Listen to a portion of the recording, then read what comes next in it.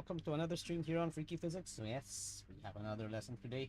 Yes, and it's also exam season, meaning a lot of people want to do a review. So I'm gonna stream this right here for those who may want to listen and go through problems together. All right, so we have Kita today, and we will be doing some physics review here. Okay, let's open my calculator up. Hello. Hello, Kita, and good day to you. Good day. How are you? Okay. Doing good. How are you? Great. Great. Okay. So we have you sent over a few more problems here, and we have two more problems to go through from last time, right? Yeah. Okay. Um. All right. Let me just share my board first. There we go. And let's also do this on the stream. All right. Here we go. Mm, okay, I think I gotta move my screen a bit up like so. Alright, that should be okay. Alright, so let's start, okay? So let's take a look at this problem here. Okay. This is the one about half-life, right? Now, it Mhm. says here that the variation with time t for the nuclei n that haven't decayed yet, the magnitude of the gradient of the curve at P is G. So there's a gradient here, right? So let's draw that line real quick first, like so. And the gradient of that line is G. Okay. The number Mhm. of nuclei at P, let's just also label that N nuclei. Okay. Um, so the question is, what's the half-life of this nuclide? Okay. Um, what does let's take a look here first though. What is the gradient here? Now, if we go into a bit of calculus, so I think you've studied a bit of calculus in math, right? Yeah. Okay, and that also means I'm going to assume you did derivatives. Okay, Yes. now in this case, since we're looking at this point here, this gradient, um, I'll just write it in words first. This is the derivative of n per unit time, right? um Derivative of time with respect to time. Okay, in other words, if we put this in symbols, this is basically dn over dt. So what does this mean? I'm just going to convert that into something more um easier to look at. This is basically the rate of decay, right? Now we have learned in physics that this rate of decay is actually related to some quantity about the nuclide, right? So if we look into the data booklet, hold on, let me open that.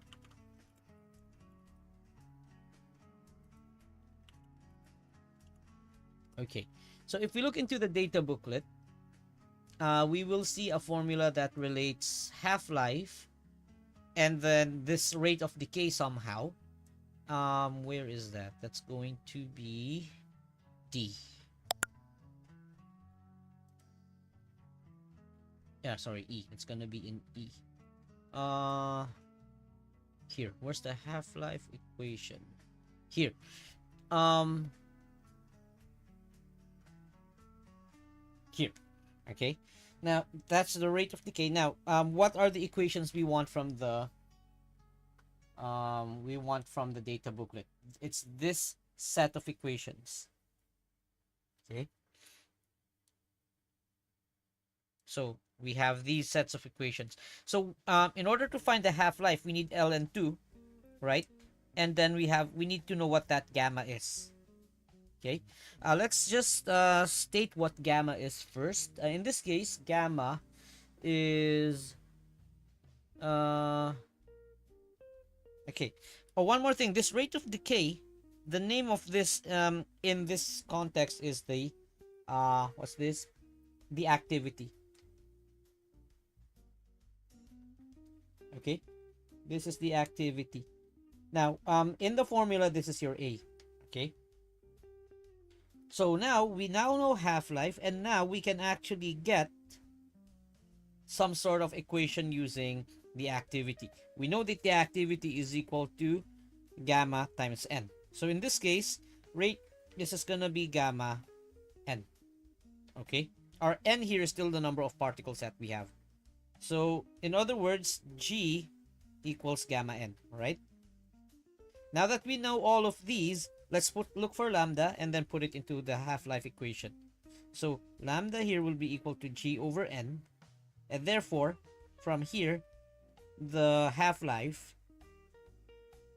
is equal to ln2 over gamma, or that's going to be n ln2 over g. So that's our formula. Let's see if we already have our answer in the choices. That's n ln2 over g. Okay, so the final answer here is B. Right. Okay. Okay. All right. This one, the tricky bit here is interpreting what G means. Okay. Yeah. All right. Of course, later So, on, if the but the shortcut here is that gradient will be the activity. Okay. okay. All right. You have a question? And yeah, and the activity is always changing, so the rate of activity is always changing. Yes, that's right. The activity will always change, but that's still the but that also means that the n is changing. When you have when you have like a smaller amount of n, you have a smaller rate of decay, right? But Okay. the percentage of particles decaying, in terms of a percentage, would still be the same. Okay. Yeah. All right. Okay. Let's go to this next one. Oh, okay. This one is okay. By the way, I forgot. We didn't do the relativity problem here yet. Let's get back to this later before the rest, yeah? Okay. I also sent again the relativity question that Mm-hmm. we were talking about before you sent me the video, Right. and I have a few questions. Go ahead. Okay, sure. We'll get to that, okay? Let's take a look here in B. Now, in this case, this is an atom. So okay, I just have to ask, is this atom charged? It should be. Otherwise, it wouldn't curve. Okay? Mm-hmm. Okay, it doesn't also say what the charge is, but let's ignore the charge for now. Okay? Show that the radius of the circular path by the charge of charged particles in magnetic field is given by this. Okay, so let's do this briefly. This is actually relatively easy to show. Okay, in this case, you're gonna equate the centripetal force to the magnetic force, because that's the only force that's causing the particle or that atom to move in a circular path. Okay, circular path. So what's gonna happen here? We're just gonna write mv squared over r here. Okay. We'll use r as big R in this case. Okay. Now similarly, that's a centripetal force, but what's the magnetic force?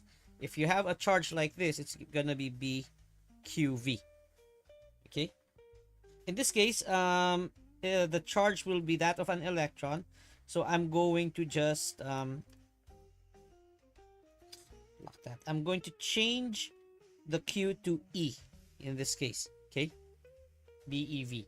Now from here, it's pretty easy to see how we get R. Okay. Just move stuff around. R will be equal to mv squared over BeV. And then one of the v's cancels out. And that's our formula. Okay. All right. And what causes it to move in two paths instead of one? They would have different charges. Either that, Okay. There are many possibilities. They have different charges, but I don't think that's the case here. Or one atom has more mass than the other. The one with the bigger mass will move in the bigger circle. Okay. Okay, great. Okay, let's go to the next bit. C. The beam is consists of stable atoms of neon with charge plus E, and the least radius corresponds to that neon. Okay. All right, neon 20 to be specific.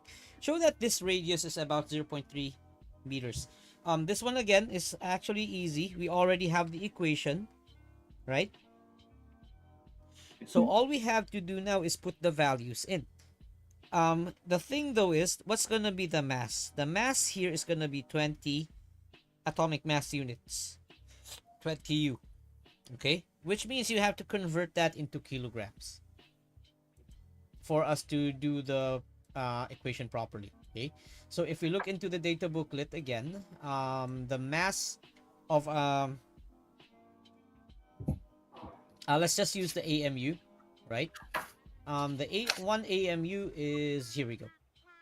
That's going to be 20 times 1.661 times 10 to the negative 27 kilograms. Okay. So let's just do that calculation straight away now. 1.661 times 20 gives you 33.22. So that's gonna be 3.322 times 10 to the minus 26 kilograms. Okay, so that's our mass. We just, what are we looking for? We're looking for the radius, right? Okay, hold on. Is the speed given? There is, okay, we're given the magnetic field strength 0.5 teslas. Okay. So we have our B, we have our charge, the electron still. The mass is given. We're looking for R. We do not know the speed here. I think it may have been given somewhere else. Is it?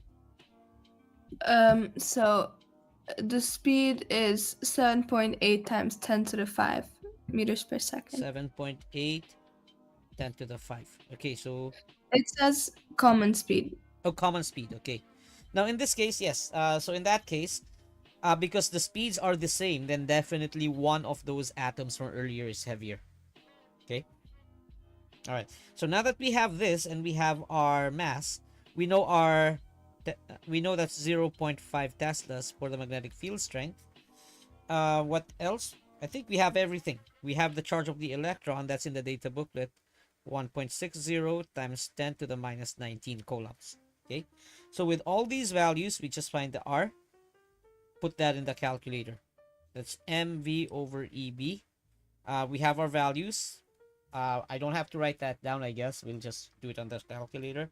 So mass is 3.322 exponent 26 negative 26 times the speed times 7.8 exponent 5, then divide that by 0.5, then divide that further by the charge of the electron, 1.6 exponent negative 19.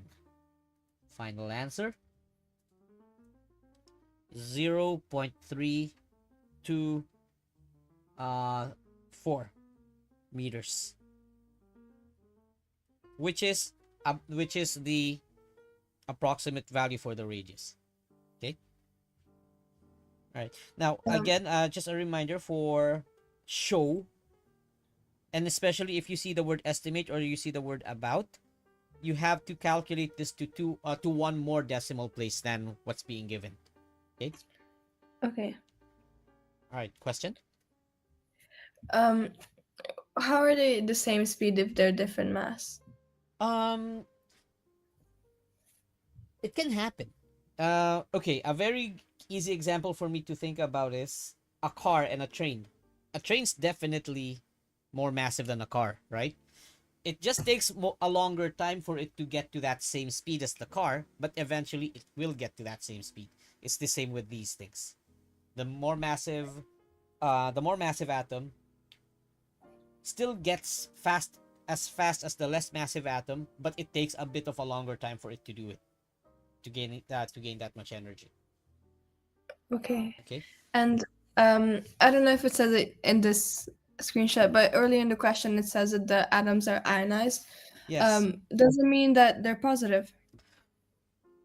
In this case, because it's neon, most likely. Okay. We Okay. can actually guess from the way this looks. Okay, we can guess. Let's take a look here. This is the velocity v, right? So you can consider that to be your I in your left hand rule, and then your B, your magnetic field, is pointing out of the page, right? Mm-hmm. Okay, so pointing out of the page for B, um, and then the velocity is pointing to the right. The force is going down, which makes sense. It initially goes down, right? So in this case, it's going in the correct direction. So we can now say that this is a positive charge. Okay. If this So were force negative, goes it would down. go that way. Huh. If charge Uh, is negative. Okay. and where does the force point? To the middle of the circle? To the middle of the circle. So it points here initially, and then it points like that, like that, like that, like that, like that. Okay. And is this hand rule where we change the current for velocity? Is it in the syllabus? Actually, yes, because in the syllabus you have two equations. This is, sorry, force. The two equations in the data booklet are BIL, sine theta, and the other one is BQV, sine theta. Is it sine or cosine? Either way, the idea here is these are, even though they look different because they're used for different situations. This is used for a straight wire with a current in it, right? In other words, this is used for a current. This is used for a charge. Okay. However, I'm going to just show you why that still works. Why the left hand rule still kind of works here, is because in the equation BIL, right? We'll ignore the sine theta for now. That's just gonna be B, and then I'm gonna write I as charge per unit time, right? Then L, right? Then I'm gonna rewrite this so that the T goes with L. BQ L over T, right? And therefore, L over T, that's the speed. So BQV. So they are in fact equivalent, even though they're not exactly the same in Okay. context, okay? But that also Yeah. means that you can use the left hand rule either way by just imagining that velocity to be the current, so to speak, okay? Yeah. All right. Anything else? I think we're good for that. Okay. 0.36 m for the radius. How do you get that mass estimate? You're gonna use the same equation, but this time around,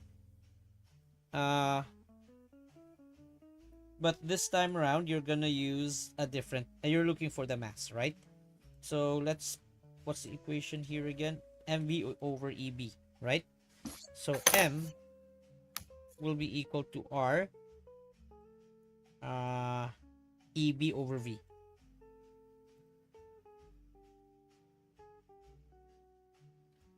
Okay. Basically the r, the e, and the v, they stay the same because they're still the same thing. It's just that the radius changes. Okay. So that's going to be 0.36 times eb over v, right? Okay, that's a new mass. However, if I'm gonna compare that to the mass of neon 20, okay, basically I'm gonna do I'm gonna do that the same thing, reb over v, but we'll call this v of the neon. You see, it's gonna be easier for us to estimate by doing this rather than solving all the way again, because the evb cancels out, right? 0.30,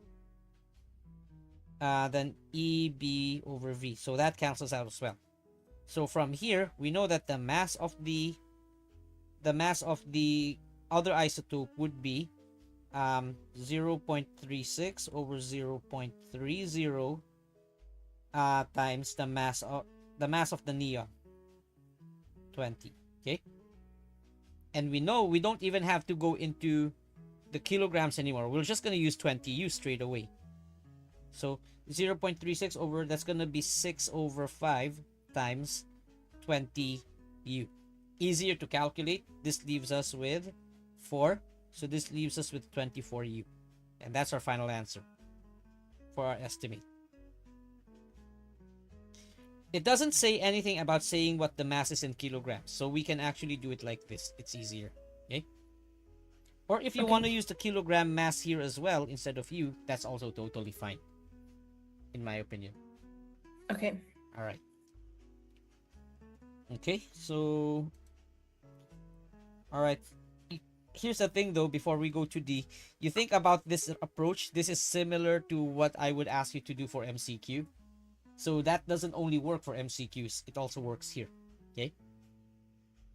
All right, let's go to D. Neon 23 is unstable and it decays into sodium by beta minus decay. What random and spontaneous? This one is actually a definition for radioactive decay. So I'll just write this right away. Okay. So random, there are two possible interpretations, and then spontaneous, there's only one possible interpretation. Okay. Now let's start with spontaneous. Decay will eventually happen.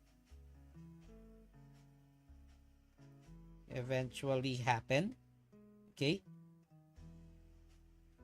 And does not depend on outside factors. So for example, if it's in a molecule, or if you put it under pressure, or you put it like you try to heat it up, nothing happens. It will still happen. And it doesn't change how the decay modes happen. Okay. Now, random could mean one of two things. A particle will decay at a random time. You have no way to predict when that particular particle will decay. Okay. Now, the second part for random, and okay, another way of looking at this is in a group of atoms. So of course, this is the second one's the more obvious one for most people. Okay, but in a group of atoms, there is no way to predict which one will decay. Which one will decay before the others. Okay, no way to predict which particle decays first. Okay, which particle will decay first. Okay, now it is preferable to stick with the first definition. The particle, any one particle will decay at a random time. You have no way of knowing when it will decay.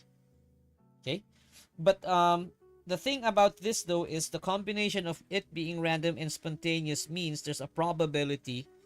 I'll just add this here. There's a probability of decay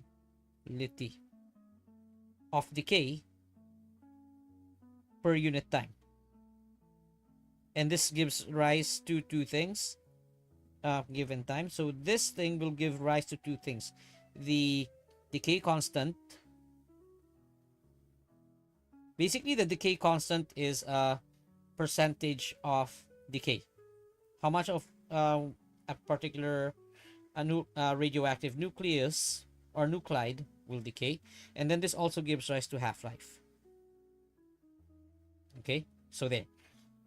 So going back, so that's what random and spontaneous mean, and putting them together gives you the ideas of the decay constant and half-life. Okay. Okay. All right. And general question. Go ahead. When the atom like decays, it becomes more stable. But why would it decay again if it's stable? Oh, okay. Okay, the shortest way to do this is to think of it in terms um of either mode of decay, beta or alpha decay. Okay, now gamma radiation is essentially also decay, but we don't really cover it because um it doesn't really change the composition of the nucleus, right? But the Yeah. reason why all of those are considered decays is because it goes from a higher energy state to a lower energy state. Now, the first two, alpha and beta radiation, that's obvious. What happens to the energy? It gets emitted when all those other particles get emitted as well, right? But for gamma radiation, the idea is still the same. The photon will now carry away energy from the nucleus, so it decays because it releases a photon. Okay, now, when it releases those photons or that energy, whatever that energy is, it doesn't always release all the available energy because it can only release the energy in those three ways: an alpha, a beta, or a gamma particle, right? Mhm. And since they can only carry a limited amount of energy.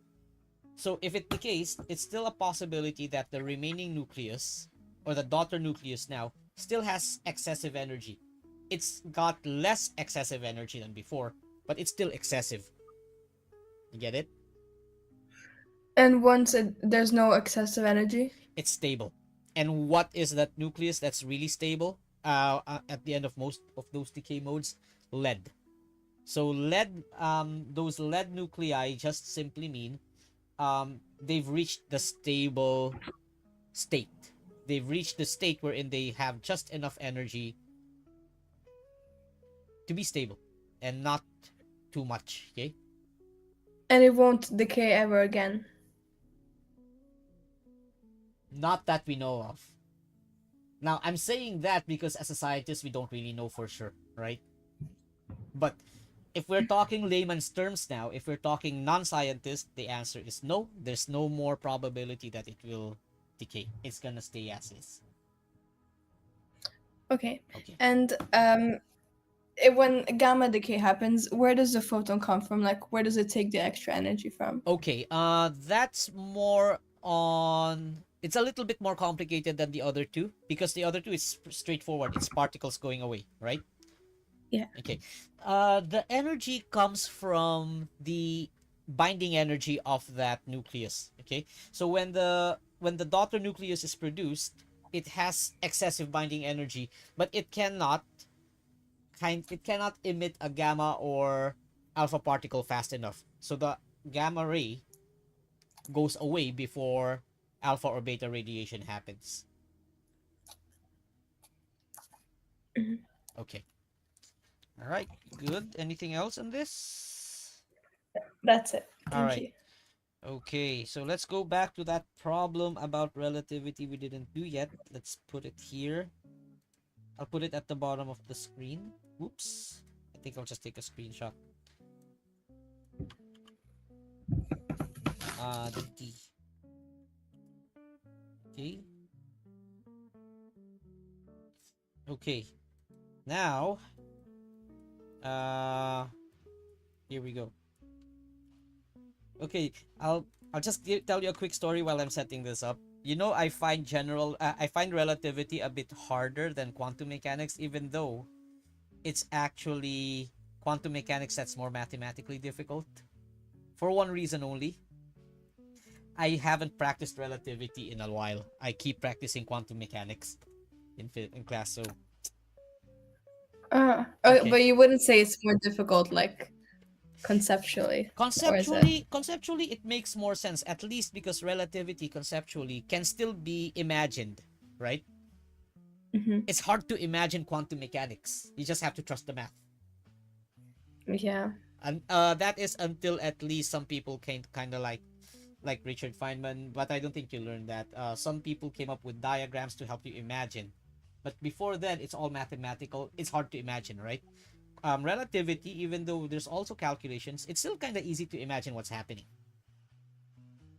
Okay? Kind of easy. Kind of. I'm not saying it's easy, but it's easier than quantum mechanics, right? Yeah, Okay, perhaps. perhaps. Well, I'm gonna Mm. say this though. Once we actually, once if you're really gonna take physics for your university levels or for your university, yeah, you'll I appreciate got that. it. All right. Okay, let's go to the question. Different experiment. Let's go to D first. So basically, you make this gap. Okay, so remember that the electrons are traveling this way. So this is the velocity of the electrons, right? Um, so we know that this is 25 nanoseconds. So in this case, what are we looking at here? Okay, which one is the proper length? Which one is the proper length? We know that this gap has a distance d for now, right? This has a distance d. And therefore, this has a distance, this also has a time t, right? And this is from what though? Is this from the electrons reference frame or our reference frame? I guess ours. Okay, we can say that. Okay, that's going to be s from us, right? So basically, we're looking for L prime if we're doing the prime and T prime thing, right? Okay. According to the problem though, both of these values, this nanosecond time is in the reference frame of the lab, and we have to find this thing now. Now this one's easy. We're not looking for a time interval. We're not looking for events. We're looking for a time interval, right? So time interval, we simply use the Lorentz factor straight away. No accounting for the speed, right? Okay, so in this case all you're gonna do here is that t prime is equal to uh 25 nanoseconds ns, right? And then we're going to we're going to divide by gamma, right? Okay, so that's gonna be 25 nanoseconds. I'll keep it as nanoseconds for now. That's going to be um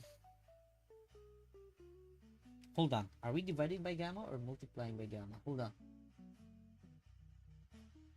Yeah, dividing. Okay, so that's going to be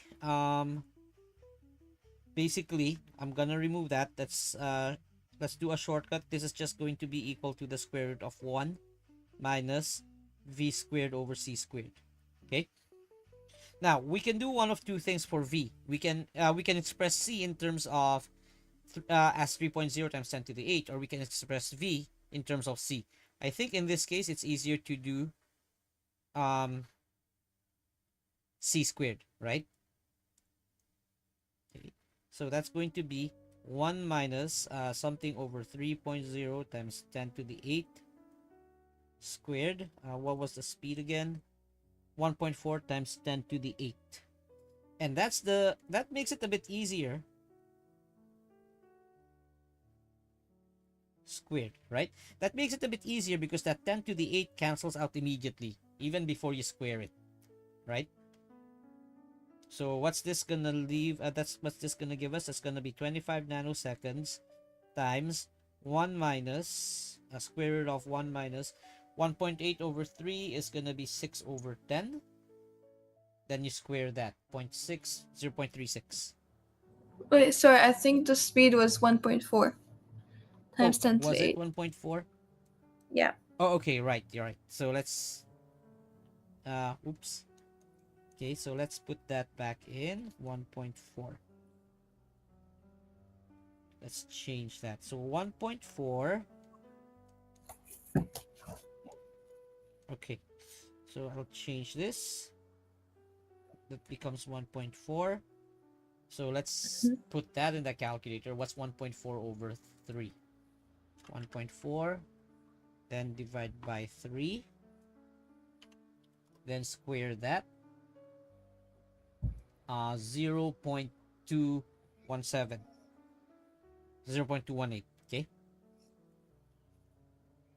0.218. Okay, and then we subtract 1 from that. This 1. Then we take the square root. Oh, forgot the square root sign here. All right. Okay. Just putting that in the calculator now. That's what we get. That's gonna be 0.782. Then we take the square root of that. Then we multiply by 25 nanoseconds. That's gonna give us 22. Okay. All right. So here's the deal. I got a smaller number. 22.1 nanoseconds. That shouldn't be the case. It should be longer, right? But wasn't it divided by 25 All right. divided by that? Right. So yeah. So that's the trick there actually. If you forget which one is which, it's just changing it to divide anyway afterwards, right? Right? So that's you don't have to redo the whole thing because you're still gonna have to calculate the gamma factor. Okay? Yeah. So if we do Oh, this, oh no, it is multiplied. yeah. Okay. So if we divide that though, uh, so 1 over times 25. Okay, that's gonna give us 28.2, 28.3 nanoseconds. Okay, it's significant enough to give that's a relatively large increase in the time, right? Okay. Uh okay. 1.4. Well, that's almost half the speed of light anyway, so yeah, that should make sense. But I don't really understand what's happening in the question. Okay.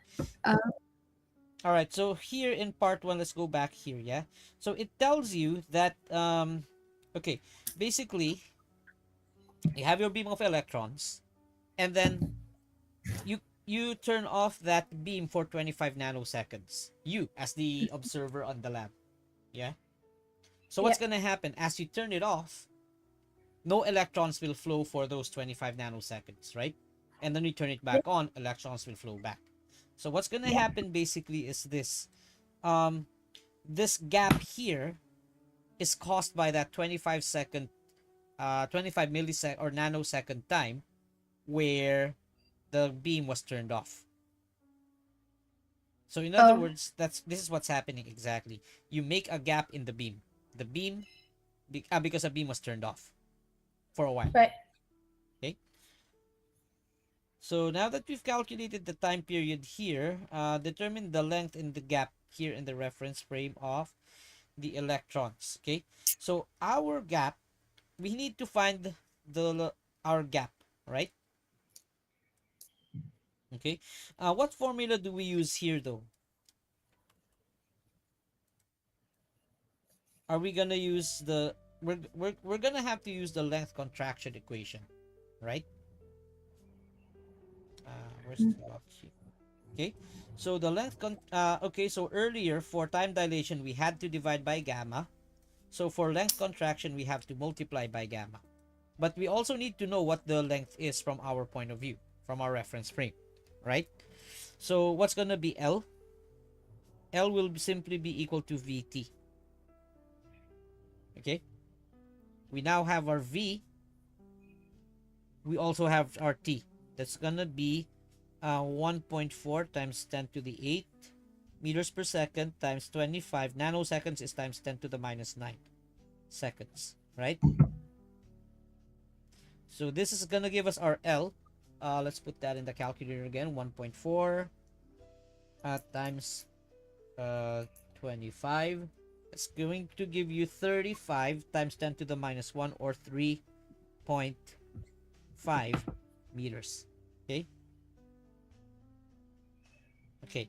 That's the length of the gap in the beam. 3.5 meters. Which still I makes thought sense. Go ahead. I thought the time that we got was 22.1. Okay, that's from the electron's reference frame. So that time is T prime. Okay? Right. All right. Now, in this case, though,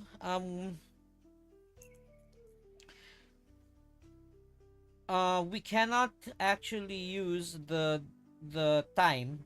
We cannot use the speed and this time to find that length for the gap according to the electrons, because again, this is like a um.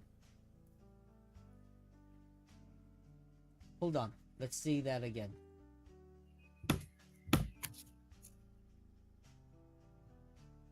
Okay. Let's see if we try to kind of like do the two possible solutions. There are two possible solutions. Let's see if they have the same answer first. Okay. Then let's see which one is correct afterwards. Now, if we do the L prime is equal to L over, well, L gamma, right? So L over gamma. So this should have been L gamma, right? So T prime. Mm-hmm. Okay. Okay. So this is going to be this is gonna be 3.5 meters times what was our gamma, the value for gamma earlier? This times the square root of 1 minus 0.218. Okay. And then let's take a look here now. What's the value of that? That's going to be 3.5 times okay, let's do it like this. 1 minus 0.218, then take the square root times 3.5. Okay, we'll get an answer here of 3.0, well, 3.10 meters. Okay. It's over. It's 3.5 over that. No, actually, remember gamma. I'll just put this back up here. Yeah, oops, wrong one. Okay, remember that gamma is 1 over the factor. Gamma is equal to 1 over the square root, 1 minus v squared over c squared. Okay, so that means this means that 1 over gamma is equal to the square root of 1 minus v squared over c squared. Okay. Okay. Okay, so that's why this is where it gets confusing. I don't know why we had to do it like gamma like that, but we do. Okay. Yeah. All right. So anyway, so this is our length according to, this is the length of the gap. Okay. According to us though. So if you sorry, this is according to us. This is the no. Hold on, let me rephrase that. This is the length of the gap that's contracted according to us. So we have to say it like that. So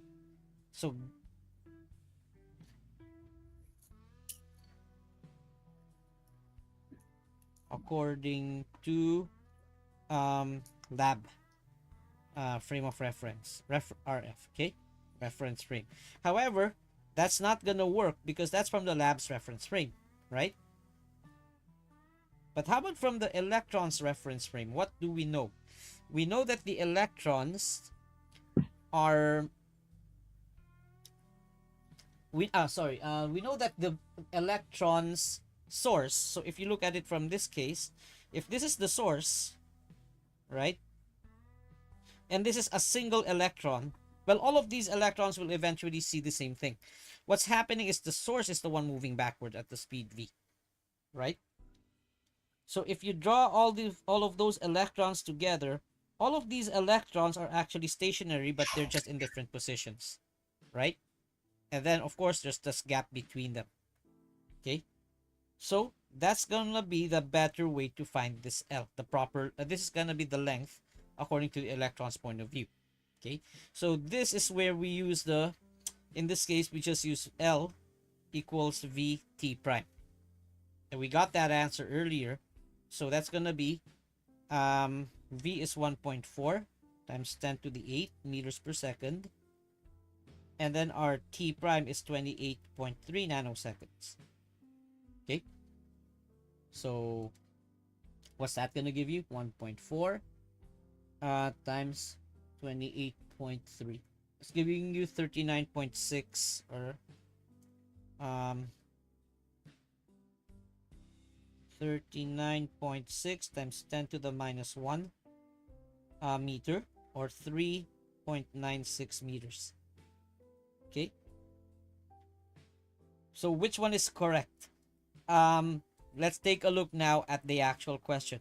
Whose reference frame are we looking at? Electrons, right?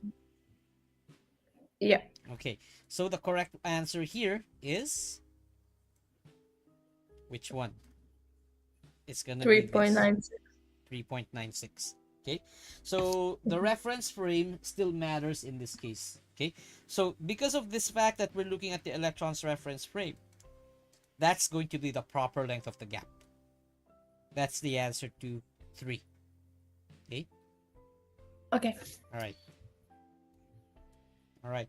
Last question. You have your 2 light flashes and you're calculating the time interval between the flashes in the electron's reference frame. So because we do have an equation for this already, right? Do we have an equation for this? Let's go back to relativity. Is it T prime equals gamma T minus Vx? Yeah. Okay. T okay. Simultaneous. Okay. In the lab's reference frame, the flashes are simultaneous. Calculate the time interval. Minus Vx over C. Our X here is the length, right? We're gonna change this a bit. Of the tube? Delta T. Okay? Yeah, that X is the length of the tube. Now, this is actually the better form. Put delta in there. Okay? In this case, because that what would happen is delta T is 0. Because simultaneous, delta T equals 0. Okay? That makes it easier to calculate. This becomes 0. What's the time interval between the flashes? So delta T prime is equal to gamma times negative Vx over C. Put the values in and done. Okay. Okay. Okay. How does that work? It still actually works because of the formula from before, but I think we better just do the derivation later. Okay. But basically, you're just gonna find 2 times for T1 and T1 prime, and then T2 and T2 prime. Find the difference, and then assume something later on. Okay. So we'll skip that. We'll skip the rest of the derivation though. Okay. Back to the thing you had a problem. You have a question in.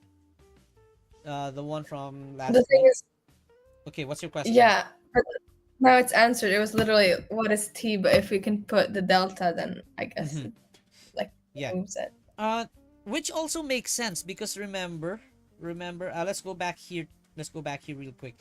This, remember, in relativity, we will see this flash first. We will see the further, if you're the electron, you will see the further flash first. Right? Why?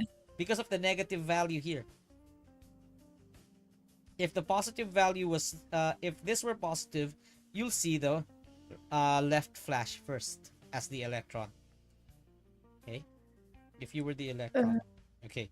So, okay, back to this problem. Let's go back here. And let me zoom in a bit. Okay. What's your question here? It was for I. I didn't know what the T is. This part, right? Distance between the light pulses. Oh, sorry, no, I. The time between the light pulses. You don't need to know the exact time, but you need to know that the difference is gonna be what we're looking for. So again, it's basically turning your T equation into a delta T equation. Okay. Right.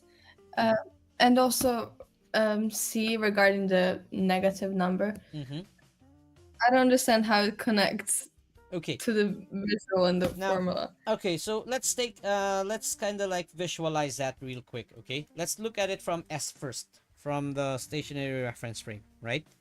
So if this were the observer, and these are your two light sources, so we're not gonna go into the graph. We're just gonna look at what's exactly happening, right? We know that this takes, let's say this takes delta t here, and this takes delta t here, and it sorry, not t, that delta t. Let's just say that this takes t, an amount of time t1 here, and an amount of time t2 here, right? And in this case, delta t equals 0, right? So that would Yeah. imply that t1 equals t2, at least for now, right? Okay, now the second part is, if we look at the moving reference frame S prime, and you know that S prime is gonna be moving this way. That's the velocity, right? So if they flash, so even if they kind of like flash at the same time, what's happening here? S prime is actually moving towards this light source. So later on, so of course the light's not gonna travel instantaneously. It's gonna take some time to do that, right? And I'm gonna mark S right here in the middle for now. After some time t, what's gonna happen? Here and here, your S is already closer. Your S prime rather, right? So what happens? This travels a shorter, they travel the same amount of time. Therefore the same amount of the same distance, right? But because S is closer now, S actually sees this thing first. S prime. Okay? But So that's T1 prime, okay? And then later on, we've already seen T1, and we've already seen this thing. What's gonna happen next? Eventually, the light's already passed here for this guy. And then here, let's say that S is here. This light just reaches that. So T2 prime, okay? So that's why there's a negative sign. Because if you look at it this way, we usually do, when we find the time, we usually do T2 minus T1, right? Okay. But in this case, you actually see the sorry, let's just do it like this. Delta T should be equal to T2 minus T1. Okay? Is it? Hold on. What's the negative for? Okay, it's the other way around. Oh yeah, it is T2 minus T1. It takes 2 seconds, it takes 2 seconds. Okay. Alright, I may have to look back at what the negative stands for. But in this case, this is the idea behind it. Either way, this is the idea. Okay? So and go ahead. Can we go to the graphic of the task? Okay, if we do it graphically, what happens, right? So okay, but you saw the video, so you kind of understand how the shifting goes now, right? Yes. Okay. Yeah. Great. It's really useful. All right. So if we do it like this, if this is the S prime, sorry, if that's S, okay, so this is CT, and then this is gonna be X, right? The two light beams are here. So they're basically they start here as well, right? So something like that. So basically they're light cones. Let's not even do the light cones just yet. So basically as this goes and then this goes, the observation happens, right? This is the observation. Yeah. Okay, so this is our length, right? Now remember, this L happens when T, let's call this T1 and let's call this T2, right? When T1 equals T2. Okay. Now if we're gonna do it with something with moving at another speed, so let's do that real quick. Then that means hold on. Moving towards, this is moving away. Moving towards would be going okay. Yeah, something like that still, but it's gonna be here, right? So this is our S prime, right? So this is gonna be its CT prime, and then our X would be here, more or less sorry, wrong place. That's gonna be our x prime, right? Right. So if we look at this carefully, um, oh, sorry, it is right. I was right the first time. Hold on, my mistake. Okay. So it should be Okay. somewhat like that. This, right? This is our x prime. So according to our, unfortunately I can't really move this, so I'm just gonna draw a couple more lines here. So according to our x-axis stuff, we hit on the same time for these, you see, for these time arrows. So t1, sorry, t2 prime happens first, right? Goes first. That's why we would see that t1 happens, sorry, that the t2, this point here, occurs first than this part. Okay. Now here's the thing though, if you translate that, so we do the shifting now. We're now gonna do ct prime here and x prime here, right? So what do you see? This is going to be our first, that's going to be our first event, that's going to be our second event, like that. So this, to find the proper length, we're looking here. We're gonna adjust this a little bit like that. And this is our L prime. Sorry, this is L for, sorry, it is correct. That's L for, that's the L prime. For, again, same value of T prime. Okay, so that's kind of it. Questions? Still blurry. About it. Yeah, don't worry. I see it and I clearly see it, but it's still kind of hard for me to explain, even with that thing. Yeah, of course. Okay, but the Okay. idea is still the same though. To find this length, so again, I'll just go back to that thing. To find this length, right? We need the two times to be equal. So we're gonna have to do the same thing on CT prime. To find the length, we need it to be CT primes same times. Okay? Okay, so this length here, yeah, it's gonna be longer, but because they're not at the same time, that's not gonna give us the length according to S prime. Okay? That's gonna give us some distance, but not the length of the thing. Right. Alright. Okay. It's okay. Okay, let's see. One relativity question. We have two, you have two, three, you have three questions here.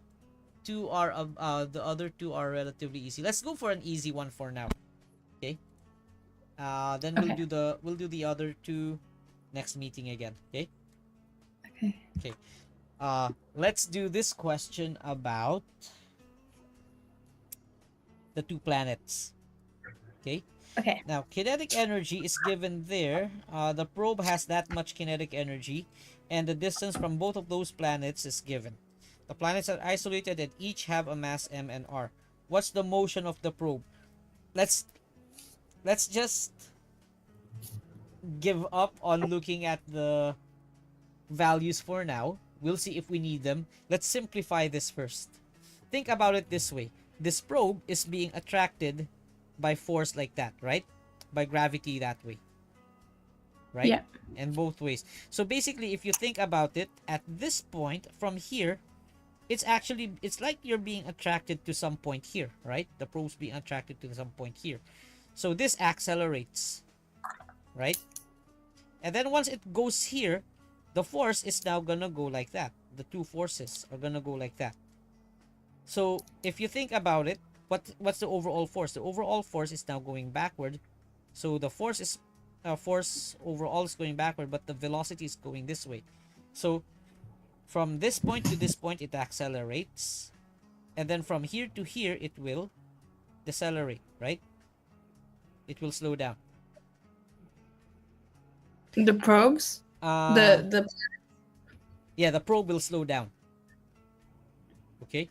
Now, because of that, what are not possible answers right away? Hmm. Move indefinitely Move far. indefinitely, right? It's not gonna be possible. But thing is, it we've already kind of said it here. Once it's here, it's gonna keep going. It's just gonna be slowed down. So one of these is also wrong. So it oscillates. Yeah, the answers actually oscillates. B is wrong. It doesn't stop, right? A is also wrong because this is half right. This is only true for this part, right? Now, Yeah. here's the one thing about this. Why does it oscillate? Because if you think about it further on, there's going to be a point wherein the velocity is equal to 0, right? But it's still being attracted. So once its Yeah. velocity is 0, it's going to be attracted to the planets again. It's going to move back. And then going to go back there. And so it's just going to move back and forth, back and forth. It oscillates. Okay? Uh, but once it seems like it's attracted to the middle, but what makes it go down? What makes it go? It actually doesn't go down, so to speak. Okay. Um, okay, but let's take a look at that arrow. It goes down because that is the direction of its velocity at the moment. At the moment is the word here. Okay. So what happens? Because it accelerates. Yeah. Okay. Let's take a look here. If we go backward like so, here it has some kinetic energy, right? So it Yeah. eventually will go up, up, up like this until it has no more kinetic energy. It's all gravitational potential energy.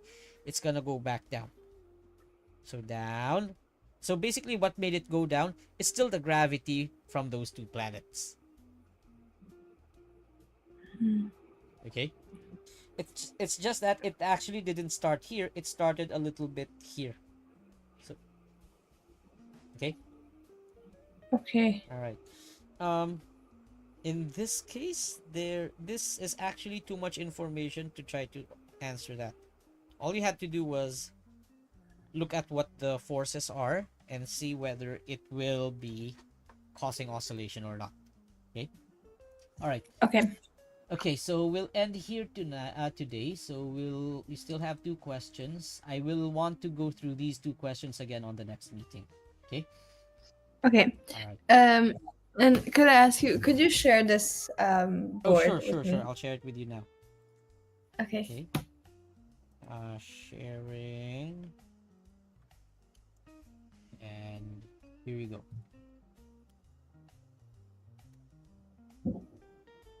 Okay, there we go. Okay. All right, so Thank you we'll very do much. the other two questions next meeting. All right, which is on Thursday. Okay. All right. Perfect. All right. I'll see you then. You have a good day. Thank you for coming. Have a good evening. Okay. All Bye right. Bye bye. bye now. All right. So that's the end of that. Yeah. Where's my stream? Okay. All right. So okay. So somebody here says it's easy. Well, I hope you find it easy. But I'm telling you, nobody does initially. Okay. Uh but that's what we do practice for. All right, so with that, that's the end of that particular lesson there. So is there anything else that I missed in the chat? Yeah, that's it. All right, so with that, we'll just end it here today. But before we do, of course, don't forget to like, share, and subscribe to the channel. We are on YouTube, Facebook, and Twitch when we go live, and announcements are, well, I think some of you are seeing this already. Announcements happen in TikTok and Instagram. So with that, I will end today's stream, and thank you for coming for those who are here. So wherever you are in the world, I bid you all a good morning, good day, good afternoon, good evening, good night, and stay freaky, everybody. Bye bye now.